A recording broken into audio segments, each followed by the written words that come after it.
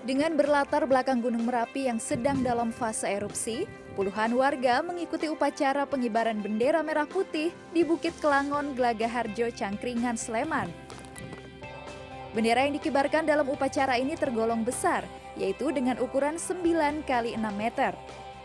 Upacara pengibaran bendera dipimpin oleh Inspektur Upacara AKP Nadia Ratih yang saat ini menjabat sebagai Kapolsek Cangkringan, Kabupaten Sleman. Peserta dari berbagai kalangan, diantaranya warga Glagaharjo, relawan, serta wisatawan.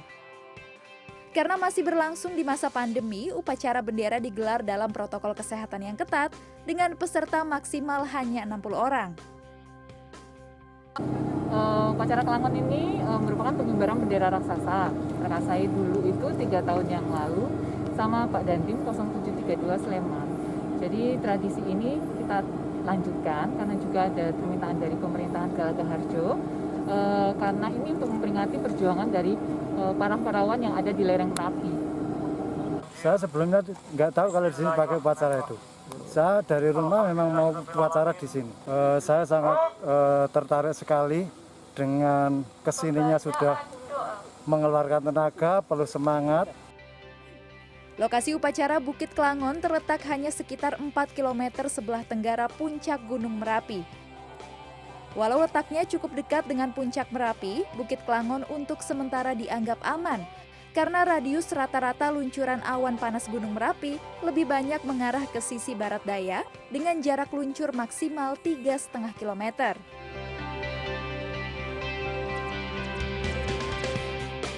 Tak hanya di Bukit Kelangon, tepat pukul 10 pagi upacara juga dilakukan dengan cara unik, yaitu upacara diikuti peserta yang berada di mobil jeep.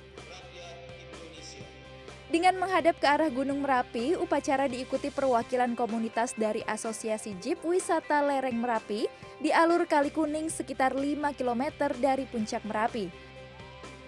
2 buah jeep berwarna merah dan putih pun hadir untuk menyimbolkan bendera kebangsaan Sang Merah Putih.